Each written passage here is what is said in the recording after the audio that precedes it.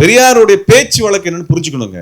இன்றைய காலகட்டத்தில் இன்னைக்கு நம்ம பேசுற மாதிரி பேச்சு தமிழ் அல்ல. இன்னைக்கு இருக்க நம்மளுக்கு இருக்க மாதிரியான ஆடியன்ஸ் பெரியார் காலத்துல இல்ல. இன்னைக்கு இந்த அரங்கத்தில் இருக்கக்கூடிய அத்தனை பேருமே 100% பேருமே டிகிரி படிச்சவங்க, பட்டதாரிகள், எழுத படிக்க தெரிஞ்சவங்க, சிந்திக்க தெரிஞ்சவங்க, வாசிக்க தெரிஞ்சவங்க. 100 ஆண்டுகளுக்கு முன்பு அவர் யாரிடம் பேசினார்? அந்த மக்கள் இடத்துல எந்த மொழியில பேசினா அவனை யோசிக்க வைக்க முடியுமோ அந்த மொழியில அவரிடத்துல பேசினார். அவர் ஒரு அரங்குல தனக்கு எதிராக இருக்கக்கூடிய ஒரு நபரிடத்துல ஒரு கூட்டத்தாரிடம் பேசுகின்ற பேச்சை 100 ஆண்டுகள் கழித்து கொண்டு ஆய்வு செய்கிறான்னா அவன ஒரு ஆய்வாளர்.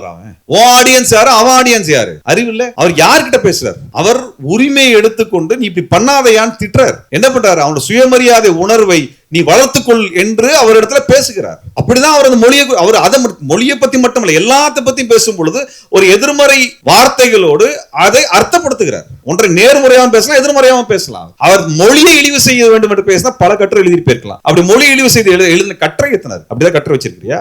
ஆய்வு இதை வச்சிருக்கிறியா? இப்ப சங்கராச்சாரி இந்த பார்ப்பன கடப்பார கும்பல் இருக்கு இல்லையா, இந்த பார்ப்பன கடப்பார கும்பல் தமிழை நீச மொழி என்று சொன்னது. அதற்கென்று ஒரு வரலாறு வைக்கிறான், காரண காரியத்தை வைக்கிறான், வேத விளக்கத்தை வைக்கிறான். பெரியார் காட்டுமிராண்டி என்று சாதாரணமாக நீ சரியா முறையா இல்லாம இருக்கிறேன் என்று சொல்ல எல்லாத்தையுமே அதை காட்டுமிராண்டி பேசிட்டு போறார். கடவுளை கற்பித்தவன் காட்டுமிராண்டி பேசுறாரு. என்ன என்றால் முறையாக அறிவியல் ரீதியாக சிந்திக்காமல் போறான்னு பேசுறாரு. தமிழ் மொழியை குறித்தான ஆய்வு, தமிழ் மொழிக்குள் இருந்த சிந்தனை மரபு ஆய்வு எப்ப வருது? தமிழ்ல மெய்யியல் மரபு இருந்து எப்ப வருது? பேராசிரியர் நெடுஞ்செழியன் அவர்கள் 30-40 வருஷத்துக்கு முன்னாடி சொல்லிதானே தெரிஞ்சது.